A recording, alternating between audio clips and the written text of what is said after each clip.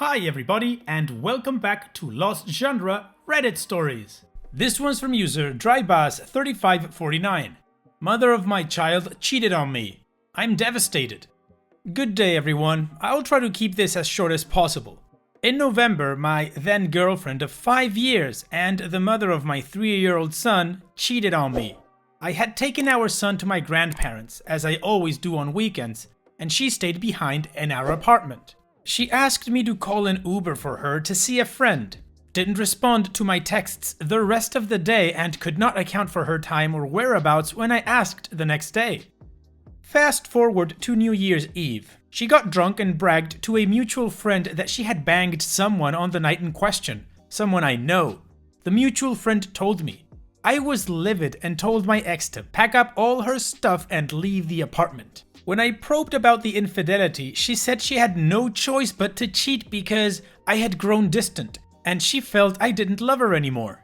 She has moved back to a friend's place to sort herself out, and I currently have our son. I am devastated. She is unemployed, got retrenched recently, near homeless, and has no idea when she'll get a job. She asked if I could buy her monthly plane tickets so she can come see our son until she finds a job, but I'm against this.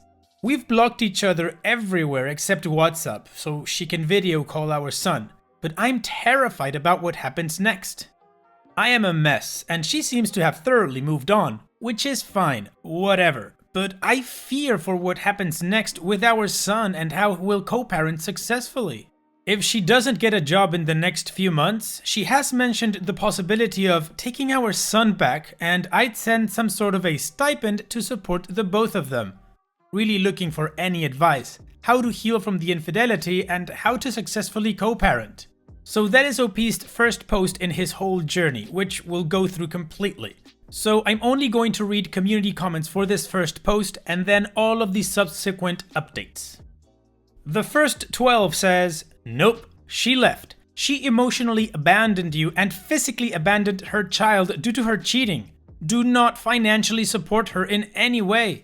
Let her get a taste of what life without you will be like. Do not be her safety net. Most importantly, get a lawyer and go to the courts for full custody for your child." Fragrant Spray says, quote, "No choice but to cheat," end quote. That's how you know it's done. She doesn't understand how choices work and doesn't make good ones. When she talks about getting back together, it will only be for financial reasons. She's already shown she can't be a reliable partner. OP responds, "I said the same. She asked if she could stay for a month and look for a job, but I refused because she's still in contact with the affair partner. She simply refuses to block him." Icing on the Cake 171 says, "Taking your son back and you paying child support? My butt.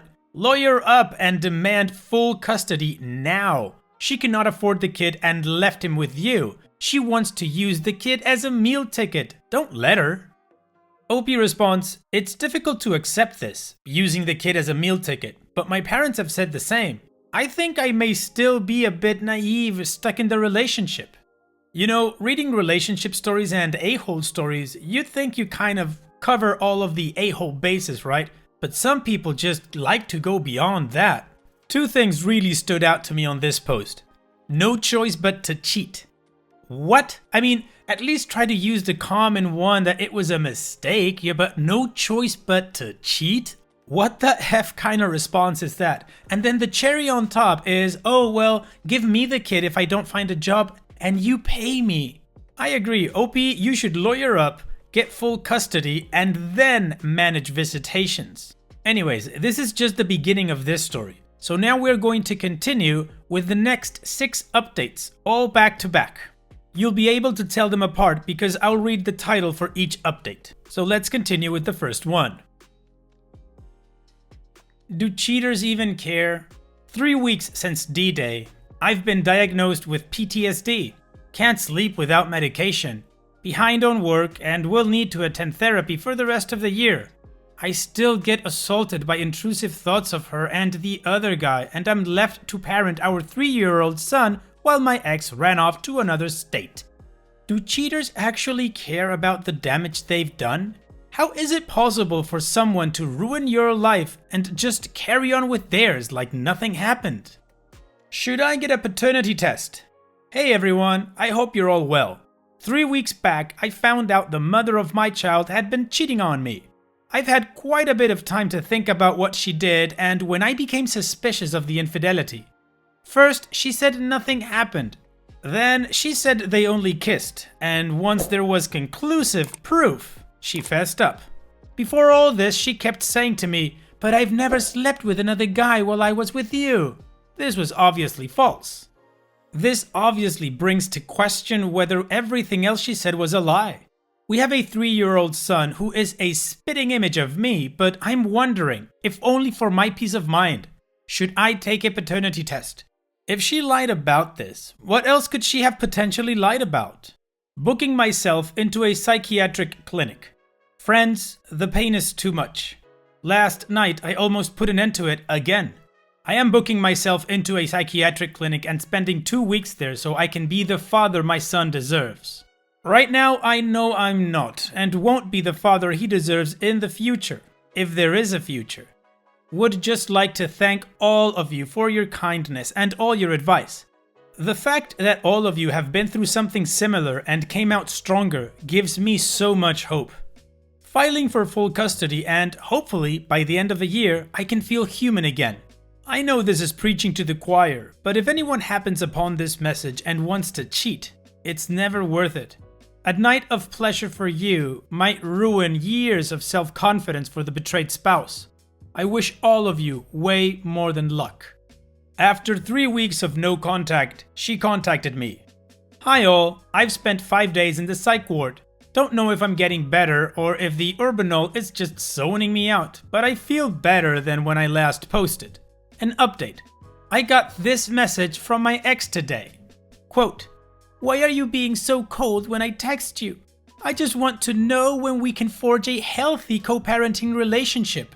One where we both hate each other, but we can act normal in front of our child and be cordial to each other." End quote. I haven't responded. Before that, she asked if I'm feeling better and that she hopes I heal. Not too sure how to respond. Son is still with me and family, and she might only be back in 2 months. She's still crowdsourcing money to get an apartment. How do I respond to this? Before this, we only ever spoke when she wanted updates on our son or if she wanted to talk to him. That message threw me off a bit. So at this point in OP's journey, we can see that he's been heavily impacted in a very negative way by the fact that his ex-girlfriend cheated on him. Now regarding the last update I just read, one part really stuck out to me. And it was in the ex's message, where she says, how can we forge a healthy co-parenting relationship, one where we hate each other but can act normal? Where does this wacko come from? I mean, honestly, how is that a healthy relationship in any way? Hating each other and acting cordial. Does this moron believe that kids are stupid? Never confuse small with stupid. That is a huge mistake. Children pick up on everything. Anyways, I'm gonna stop myself there because I could start ranting about this idiot for hours. So let's move on to the next update. Time to do the messy work of healing. So long, friends. Hi everyone. So today's been exactly 1 month since D-Day. I thought I'd be doing well. We went no contact and only talk about our son. I've been grade rocking her and had blocked her on all social media. I also booked myself into a psychiatric clinic for a week. Then today, I did the dumbest thing ever. I momentarily unblocked her and went through her Instagram. And guess what? She's ecstatic, genuinely happy. Life has thoroughly moved on for her. Those 5 minutes I spent trawling through her profile undid any progress I made during these 3 weeks. I was gutted. How does someone cheat on their significant other, run off, and leave their kid behind and not seem to feel an ounce of remorse? But if that momentary lapse of judgment, stalking her Instagram, revealed anything, it's that I haven't really healed. Not for myself anyway. To tell the truth, I think the messy work of healing starts now for me. I am not an overly emotional person. The last time I cried was in 2014 when my grandmother passed away. This year, I've cried every single night after putting my son to sleep. The worst was when I sobbed so hard it woke him up and he asked, "Are you okay, Daddy?" That flippin' killed me, man. I never want my son to ever see me that weak ever again. This sub has saved my life, but I feel like it's time for me to stop lurking here every day and finally put everything I've learned into practice. It's going to be a difficult year, but I'm going to make it, if only for my son. Thank you everyone for your kind words. You will not hear from me for a while. I hope the next time I post, it's good news. I wish all of you way more than luck. This last post that I just read was a month ago. And now I'm going to read the final update that OP has given us so far in his journey, but that clearly tells us how he's doing and where he's headed. This final part that we'll go through now is a curation from OP's post and the community comments responses that he gave. A fair fog is lifting from ex-girlfriend. Hi all, hope you're all well. So, the mother of my child cheated on me, got drunk and blurted it out to my friend. She moved out in the beginning of January and has been couch hopping with friends since then. I currently have our son and have been living as a single father. Custody still being sorted. I don't know whether this is a rant or an update. It's just so weird to see how quickly the affair fog evaporates. She was all hope and arrogance after she cheated on me, changed her appearance, and in the first few weeks of couch surfing, kept reminding me that leaving me was the best option for her. Well, now the reality is sinking in. The affair partner distanced himself from her after finding out she had a partner. She's still unemployed and she hasn't seen our son in 3 months because she doesn't have the means. Funny enough, I always prayed for karma, but I honestly feel sorry for her now. Her friends have told me she is in a life-ending mindset and she has admitted more than once that she shouldn't have cheated. I don't know how I feel. Definitely not happy she's getting her comeuppance. This is such a sad situation. I think I'm just feeling a bit crappy because this affects my son too. I don't think she feels sorry for leaving me. From what I've heard, she's struggling big time. But if that day were to ever come, I'd honestly have to reiterate that she's where she is because of the choices she made. She drunk called me a few weeks back and said she needed to leave because I was no longer kissing her, touching her and what have you for a few months before the cheating. I tried to explain that I was under so much pressure as the sole provider for a house of 3. I know deep down that she just regrets losing out on the comforts of being with me. Great house, financial security, and the opportunity to look for a job at her own pace. But it still feels weird to see her suffer like this.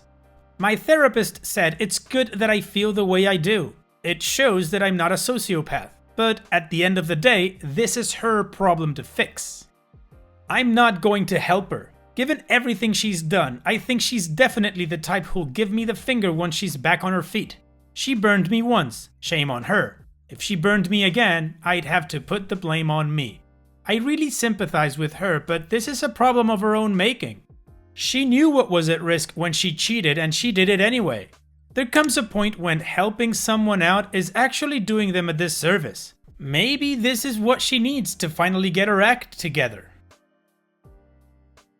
I don't want to invite this woman back into my home because what if she doesn't leave? And given that we'd broken up, I don't want to entertain the idea that when she's out, she might be with someone else. But also, a strange thing has been happening lately.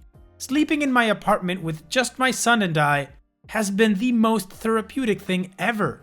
I don't feel anxious or angry, just happy when he cradles his hands onto my body and cuddles before falling asleep. My ex would mess that up for sure. I was entertaining the thought of karma right after we broke up because I was hurting. But the truth is, bad things happen all the time, and sometimes there's never any comeuppance for the other party. My friend explained it like this. What's happening isn't karma, just a natural consequence of your ex's decisions. Don't spend your time worrying about karma because one day things will be better for your ex. She'll find a job and move and it'll be like none of this ever happened. Anyway, I'm done with her. I was just surprised that I still feel pity for her. I would never get back with her. I told her that whenever she visits, it'll need to be an Airbnb or hotel situation. I don't want to sleep in the same house as her. But also, My lawyer said to be careful about handing our son over to her before we sort custody out. It's a messy situation. And that's all we know from OP up until this point. The journey OP has gone through has been complete with ups and downs, but we can see that OP is in a clear path to betterment. He feels sorry for her for what she's going through because, of course he wouldn't want her to end her life, right?